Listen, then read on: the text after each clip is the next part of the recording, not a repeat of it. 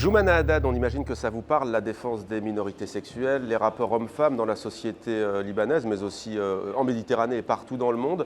Est-ce que vous, ces tabous, vous les traitez sans aucune inquiétude ou est-ce que vous dites qu'il ne faut pas que je dépasse certaines lignes rouges?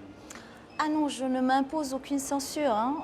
Je pense que c'est la raison d'ailleurs pour laquelle mes parents, qui me connaissent très bien, sont toujours inquiets parce qu'ils savent que je manque, j'ai pas le bouton d'alerte dans ma tête. Pourquoi votre plus grand ennemi semble être la religion? Parce que c'est l'un de mes problèmes, c'est l'un de nos problèmes, je dirais. C'est pas un problème personnel.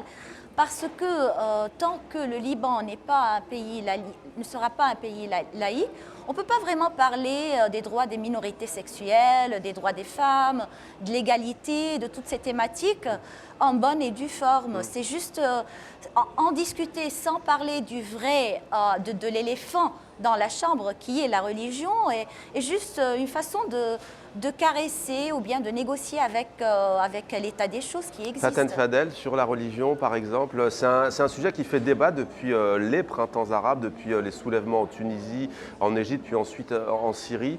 Quel est votre regard à ce sujet? Pour moi, ça fait partie du domaine du privé.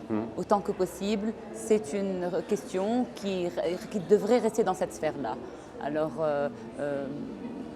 bien sûr, la censure s'applique peut-être plus à ce genre de sujet, mais il n'y a pas non plus une seule censure dans le monde arabe aussi. Il y a différents niveaux de censure. Donc, on essaye autant que possible d'aborder certains sujets avec courage, avec une ouverture d'esprit, avec des idées nouvelles. Madame Kerbaj?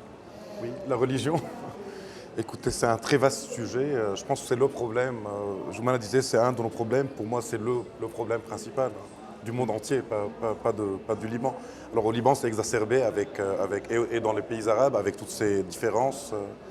Et on voit très bien, exemple à l'appui, comment elle sépare les gens plutôt que de les rapprocher.